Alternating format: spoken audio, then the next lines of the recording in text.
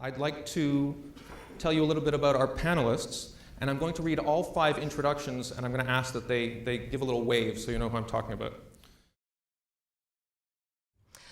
In my opinion, it is the responsibility of every individual to promote peace and friendship in society. And when it comes to this matter, students, especially university students, play an important role.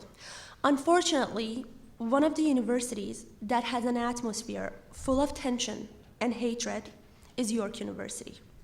We see riots, fights, disrespect, threats, anti-Semitism, and many other problems. I think part of this tension on campus is because of some of the clubs that promote violence. It is really interesting and, again, unfortunate that when these clubs promote violence, the university administration does not take any action about it. And it doesn't matter how many times the administration receives objection letters from university students who does not approve of that club's goals or behaviors. Also, I have to mention that it is very disappointing that the university uses our money in order to bring speakers who support terrorism. One of these speakers was George Galloway, and indeed, he's a terrorist supporter. Because last year, he attended a gathering in Iran that was organized by Ahmadinejad, the Holocaust denier and murderer president of the Islamic Republic of Iran. If there are clubs or students on campus that promote violence and hatred, we have to act opposite of them. And we have to promote peace so they can learn from us. In the name of freedom of speech, they promote hatred and terrorism within the Canadian society, and they're starting it from universities. In my first year at York University, I knew nothing about the Israeli-Palestinian conflict.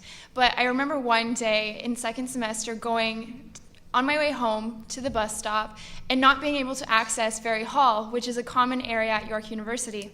There were cops and security guards there, and they told me I had to go around. And all I saw was these 2 mobs yelling at each other with signs. And I had no idea when I went home what it was all about. But somebody told me it was something to do with politics, something to do with the Middle East. What is being propagated during Israel Apartheid Week is a complete distortion of historical fact, and it's also rhetoric that doesn't reflect the situation on the ground in Israel.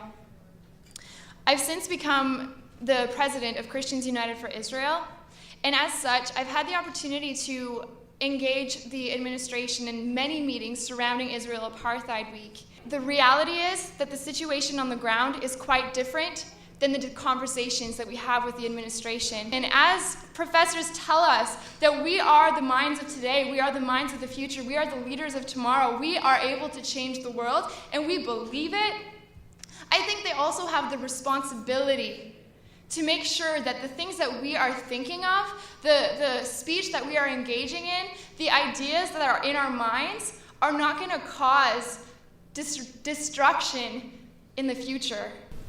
Hi, I'm Afroza, and I'm a 4th-year sociology major at York University. I'm a student leader as well as mentor, as my introduction read, but I'm not involved in any of the groups that are related to the conflict in the Middle East. As I am graduating this year, I've witnessed 4 years of the effects and aftermath of the protests on the Israeli-Palestine conflict that occurred on campus. I should clarify when I say neutral student that I am, again, not involved politically, culturally, religiously, or emotionally, and have no stake in this conflict. I will not also pretend to know or the deep history in this conflict, but I do know that these conflicts have affected my education. As I found out the hard way that how political York could get in my first couple of years through witnessing the protests, the rallies, pretty much at an obsessive level. Students who are merely just walking to class have to endure hearing verbal abuse exchange between the 2 sides, and sometimes, intentionally or unintentionally, have the potential to get hurt by those words. I'm here to be the voice for thousands of students whose concerns for safety have been neglected during the Israeli Apartheid Week by York. I want to talk about something a bit different than some of my colleagues, and forgive me if I'm about to step in it a little bit. The first one I want to talk about is poisoning the well. Walking in York University on Islamic Awareness Week, I was asked to fill out a survey by a Muslim girl. I said I'd be happy to. And it was just on what she said were beliefs on Islam. The last question was titled, "Is the Quran, A recitation of historical events, B, the divinely inspired word of God, or C, a fictitious lie?" And being an atheist, I was offended just at the phrasing of the question, and since I got my backup, I said C, absolutely. I don't think that any of these things are true.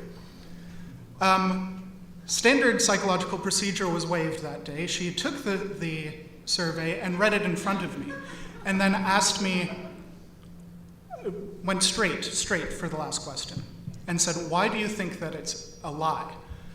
And I said, well, I was merely answering the question, but merely because I don't think it's true. And she said, "Oh, I'm sorry, you have been misinformed, you've been lied to. It's more like the Bible or the Torah." To which I nodded, yes, another set of things I don't believe in. She then saw something was up. She asked me to stop and said, "I'll be right back." I was then surrounded by a group of 5 Muslim students who were demanding to know why I was so Islamophobic. And this is an old canard. It's a very easy trick to use. But it's an example of poisoning the well. In May 2008, the University and College Union of Great Britain called for a boycott of Israeli academia, which went into immediate effect. Now, to boycott the professors, teachers, and thinkers of an entire country, purely on grounds of nationality, which in the context of Israel effectively means grounds of race, as Arab academics don't seem to be affected by this, is a morally despicable thing to do. And the University and College Union should be ashamed of doing something so regressive and so racist. All we want is a normal and reasonable conversation about Israel, former Spanish Prime Minister Aznar has said. Surely that is not too much to ask. There should be no surprise that the messages of these universities' radical Islamic societies has led directly, straight to murder and maiming. Hate in, hate out. Delegitimization of the State of Israel is leading to delegitimization of the people of Israel and, I'm afraid, the Jewish people in general. Back in 2002, Professor Larry Summers, president of Harvard, said, quote, "Where anti-Semitism and views that are profoundly anti-Israeli have traditionally been the primary preserve of poorly educated right-wing populists, profoundly anti-Israel views are increasingly finding support in progressive intellectual communities. Serious and thoughtful people are advocating and taking actions that are anti-Semitic in their effect, if not in their intent," unquote.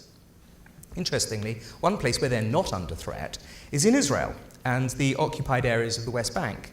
Ariel University Center of Samaria near Nablus on the West Bank has 500 Israeli Arab students among the 9,000 undergraduates studying at the university, making up about 6% of the total student body, as against an average in Israel of about 12%. Their presence at an institution that symbolizes the Israeli occupation and is the largest Israeli employer on the West Bank comes as a surprise to many outsiders. Holocaust denial is a well-known political phenomenon among Islamists, but we also have another that exhibits many of the same concoction of ignorance, malevolence, lack of intellectual curiosity, psychological disorder, and above all, utter contempt for truth, and that is temple denial. Palestinian public discourse claims that the Jewish temple never existed in Jerusalem. Now, ladies and gentlemen, the Western Wall is over 100 feet high, and the above-ground part stretches for 1,600 feet. It's built out of stones between 2 and 8 tons in weight. It has been the scene of Jewish prayer and pilgrimage since the 4th century, and the Arabs call it Al-Barak because that's where Muhammad tethered his miraculous winged horse.